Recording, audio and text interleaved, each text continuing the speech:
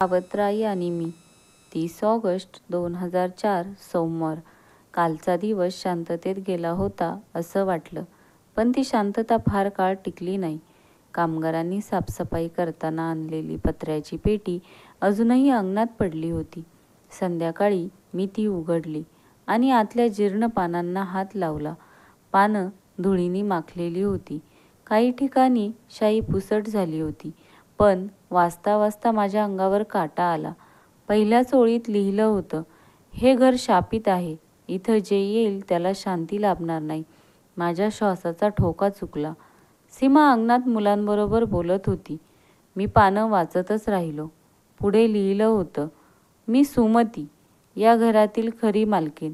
माझं आयुष्य इथे संपवलं. माझ्या मृत्यूनंतर माझा आत्मा इथेच अडकला आहे. मला न्याय मिळेपर्यंत कोणीही सुखात राहू शकणार नाही. माझ्या डोळ्यांसमोर पुन्हा ती सावत्र आई, संजयच्या डायरीतली बाई उभी राहिली. पण एक प्रश्न मनात धडधडत होता. ही पानं खरंच संजयच्या डायरीतली आहेत का, की कोणी मुद्दाम टाकून ठेवलीत? पाने हातात घेऊन मी अडगळीच्या खोलीकडे पाहिलं. खोली आता रिकामी होती, पण भिंतींवरून हात फिरवला तेव्हा मला जणू कोणीतरी माझ्या कानात कुजबुजलं. सत्य अजून बाहेर आलं नाही. मी घाबरून मागे सरकलो. खरंच मारल्या गेल्या का, की कुणाचा तरी दुसराच कट होता आणि त्यांचा आत्मा अजूनही घरात आहे का? 30 ऑगस्ट 2004 सोमवार. पत्र्याच्या पेटीतली पानं हातात धरून मी बराच वेळ बसलो. त्यावरचं प्रत्येक वाक्य जणू मला हादरवत होतं. मी सुमती, या घरातील खरी मालकीण. माझा आत्मा अजून इथेच आहे. माझ्या मानेवर गार वारा फिरल्यासारखं वाटलं. खोलीत कोणी नव्हतं, तरीही कुणी माझ्या शेजारी उभं आहे असा भास होत होता. मी पानं खाली ठेवली. तेवढ्यात बाहेरून सीमाचा आवाज आला, जेवायला चला, मुलं वाट बघतायत. मी पानं पुन्हा पेटीत ठेवली, पण मनात एक ठाम ठरवलं, या पानांचं रहस्य शोधायचंच. त्या रात्री झोप लागत नव्हती. सीमा आणि मुलं झोपले होते. मी पुन्हा पेटीतली पानं बाहेर काढली. एका पानावर लिहिलं होतं, 28 ऑगस्ट 1976. आज त्यांनी मला बंद खोलीत कैद केलं आहे. माझा जीव धोक्यात आहे. जर मी उद्या या जगात नसेन तर जाणून घ्या, माझा मृत्यू अपघात नाही, माझा खून होतोय. माझ्या डोळ्यातील झोप पूर्ण उडाली. घामाने अंग भिजलं. तेवढ्यात खिडकीतून हलका आवाज आला, आई, आई वाचव मला. मी धडपडत खिडकीकडे गेलो, पण बाहेर कोणीच नव्हतं. दुसऱ्या दिवशी मी गावातल्या एका वयोवृद्ध माणसाला भेटायला गेलो. गावात सर्वांना तात्या काका म्हणून माहीत होते. मी विचारलं, काका, हे घर कुणाचं होतं माहीत आहे का? तात्यांच्या चेहऱ्यावर एक गडद सावली उमटली. का रे बाळा, त्या घरात काय शोधतोस? तिथं खूप वर्षांपूर्वी सुमतीबाईंचा मृत्यू झाला होता. लोक म्हणतात त्या मरण पावल्या नाहीत, मारल्या गेल्या होत्या आणि त्यांचा आत्मा अजूनही त्या घरात भटकतो.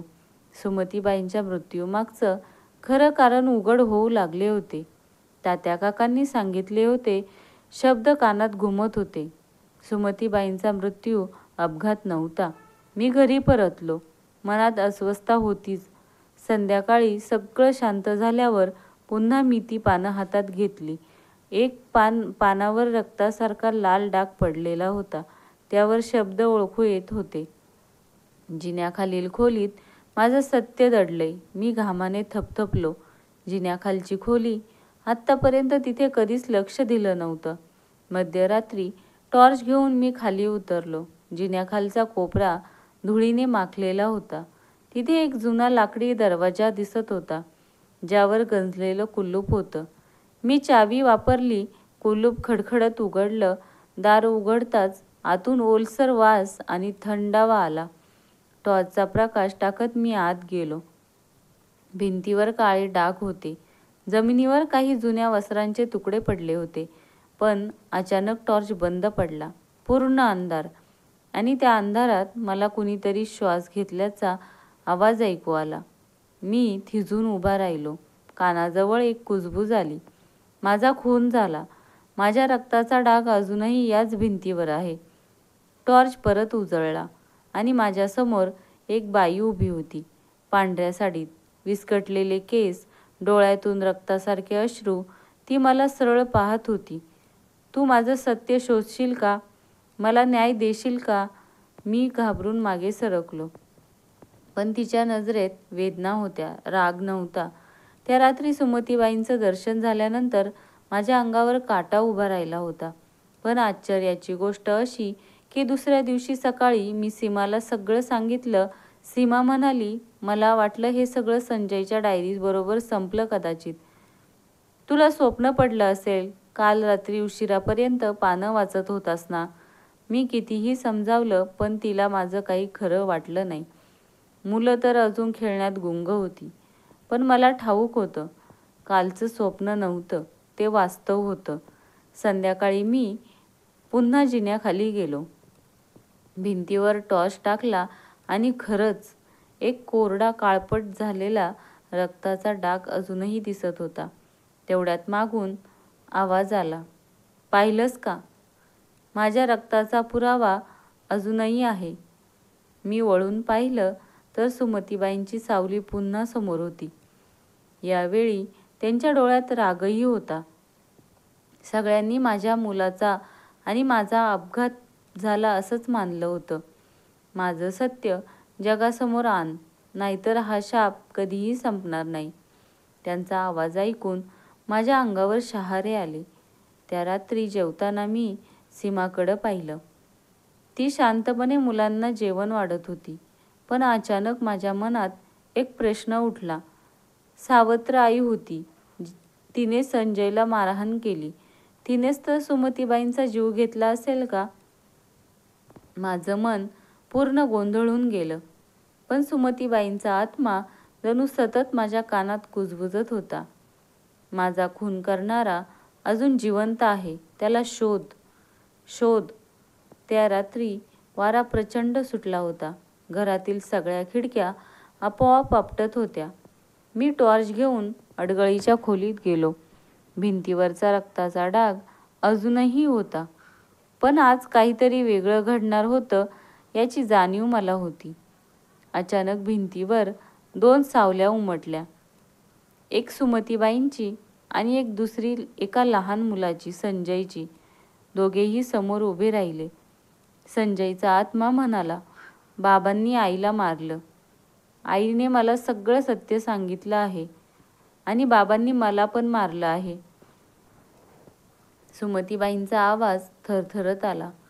हो, मला संपवलं आणि अपघात म्हणलं. माझा मुलगा संजयही त्यांच्या तावडीतून वाचला नाही. त्याला शिक्षा दिली गेली. माझा श्वास अडकला. आता सगळं स्पष्ट होतं. हा खून घरातील एक कुणाच्या तरी हातून झाला होता आणि तो कुणीतरी अजून जिवंत होता.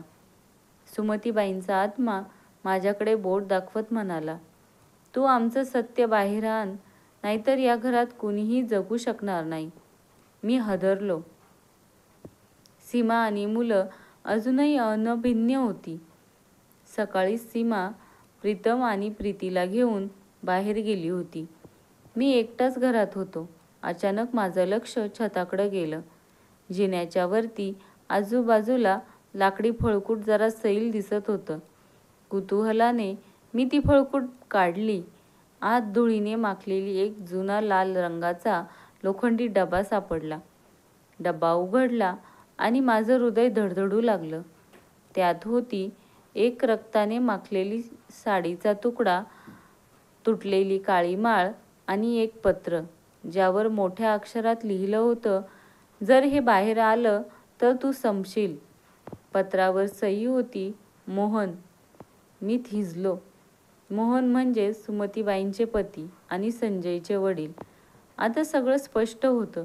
सुमतीबाईंचा खून त्यांच्या स्वतःच्या नवऱ्याने केला होता आणि कदाचित संजयला पुरावे सापडले असतील म्हणून त्यालाही निर्दयीपणे संपवलं गेलं.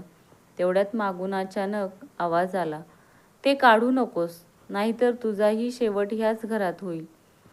मी घाबरत मागे वळालो. तो आवाज सीमाचा होता. ते काढू नकोस, नाहीतर तुझाही शेवट ह्याच घरात होईल. सीमा घाबरलेली होती. मी मागे वळून पाहिलं तर तिच्या डोळ्यात राग नव्हता, तर भीती होती. सीमा, तुला काय माहीत आहे? मी विचारलं. सीमा थरथरत म्हणाली, माझ्या लहानपणी या गावात सगळे कुजबुजायचे. मोहनरावाने स्वतःच्या बायकोचा खून केला. संजयला कुठे गायब केलं ते कोणालाच माहीत नाही. मी ऐकलं होतं, पण तुला सांगितलं नाही. कारण मला वाटलं आपण इथे आल्यानंतर हे सगळं विसरलं जाईल. पण नाही, हे घर अजूनही त्या रस्त्याने जिवंत आहे. मी तिचा हात धरला. सीमा, आता हे सत्य लपवून काही होणार नाही. आपण दोघं मिळून या आत्म्यांना न्याय द्यायचाच. तेवढ्यात अंगणात थंड धुकं पसरलं आणि त्यातून संजयचा आत्मा दिसला. तो थेट माझ्याकडे बोट दाखवत म्हणाला, आता वेळ आली आहे. मोहन अजून जिवंत आहे. मी आणि सीमा एकमेकांकडे पाहत थरथरलो. याचा अर्थ खरा खुनी अजूनही कुठेतरी जिवंत आहे. संजयचा आत्मा अदृश्य झाला, पण त्याचे शब्द अजूनही कानात घुमत होते. मोहन जिवंत आहे. मी आणि सीमा हादरलो. आता फक्त भूतांची गोष्ट राहिली नव्हती, तर खरा खुनी कोण आहे अजूनही कुठेतरी श्वास घेत आहे. त्या रात्री झोप लागली नाही. पण सकाळी एक विचित्र घटना घडली. घराच्या दाराशी एक जुनी वही ठेवलेली होती. तिच्या मुखपृष्ठावर रक्तासारख्या लाल शाईत लिहिलं होतं, सत्य शोधायचं धाडस असेल तर मला शोध. वही उघडल्यावर आत काही गुप्त नकाशासारखी रेषा होती. रेषांच्या टोकाला लिहिलं होतं, देवळामागची विहीर. मी आणि सीमा लगेच देवळाकडे गेलो. गावातलं ते जुनं देऊळ खूप वर्ष बंद होतं. मागे गेलो तर खरंच एक प्राचीन विहीर दिसली. भोवती गवत व काटेरी झुडपं पसरली होती. मी जवळ जाताच अचानक विहिरीतून कुणाचा तरी श्वासाचा आवाज ऐकू आला. मी खाली वाकून पाहिलं आणि माझा श्वास अडकला. एक जिवंत माणूस विहिरीत बसलेला होता.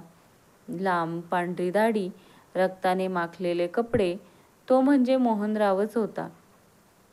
त्याने माझ्याकडे रक्त टपक डोळ्यांनी पाहिलं आणि किंचाळला, मला कुणी थांबू शकत नाही. मी सगळं नष्ट करीन.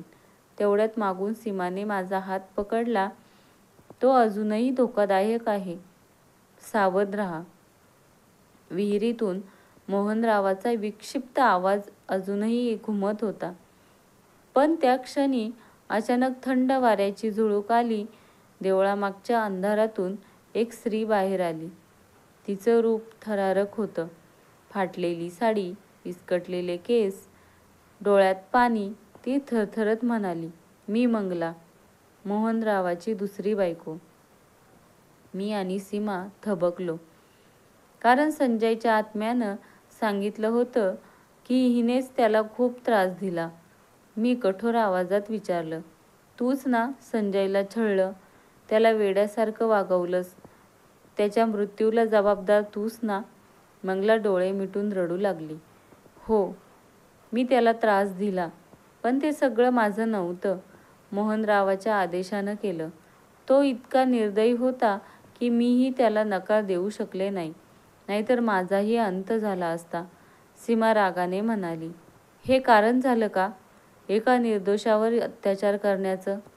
मंगला पुढे म्हणाली, मी पाप केलं, पण मीही मोहनरावाच्या क्रूरतेची बळी ठरले. त्याने मला कैदेत ठेवलं, मारहाण केली, शेवटी मला मृत्यूपेक्षाही वाईट जीवन जगायला सोडलं. इतक्यातून विहिरीतून मोहनरावाचा आवाज आला, मंगला, तू माझ्या विरुद्ध गेलीस तर तुझं उरलेलं आयुष्यही संपवीन. मी खाली पाहिलं. त्याच्या डोळ्यात वेडेपणा पेटला होता. हवा अचानक थंड झाली आणि माझ्या मागे एक कुजबूज ऐकू आली. आम्ही तुझ्या सोबत आहोत. मी वळून पाहिलं तर संजय आणि सुमतीबाईंचे आत्मे आमच्या बाजूला उभे होते. त्यांच्या चेहऱ्यावर शांत पण कठोर तेज होतं. विहिरीच्या तळातून उकळत्या धुरासारखा काळासर धूर वर यायला लागला. त्यात एक विचित्र कुचका वास होता. हळूहळू त्या धुरातून मोहनरावाचा चेहरा दिसू लागला. त्याचे डोळे रक्तासारखे लाल, दात धारदार आणि चेहरा विकृत. तो आता माणूस नव्हता, तो एक राक्षसासारखा आत्म्यांचा भक्षक झाला होता. मंगला तुला पळून जाऊ देणार नाही. संजय आणि त्यांच्या आईला शांत होऊ देणार नाही. आणि तुला मी जिवंत खाईन. मंगला भीतीने थरथरत मागे सरकली. सीमा माझ्या बाजूला उभी होती, पण तिच्या डोळ्यांत भीतीऐवजी संताप होता. अचानक हवेत थंड झुळूक आली आणि संजय व सुमतीबाईंचे आत्मे माझ्या समोर उभे राहिले. त्यांच्या हातातून तेजस्वी प्रकाश झळकत होता. संजय म्हणाला, हा तुझा शेवटचा क्षण आहे मोहनरावा. तू माझं बालपण नष्ट केलंस, माझं आयुष्य संपवलंस. आज मी माझ्या आईसोबत तुझ्या पापांचा अंत करणार आहे. मोहनराव भीषण हसला. त्याच्या हातातून काळी ज्वाला निघाली आणि थेट माझ्याकडे आली. मी जमेल तेवढ्या जोराने सीमाला ढकलून बाजूला केलं. जमीन फाटून काळं द्रव बाहेर आलं. मंगला ओरडली, त्यांचा पराभव करण्यासाठी त्या पत्र्याच्या पेटीतली पानं वाचा. त्यातच त्याला बांधून ठेवण्याचं रहस्य आहे. To be continue.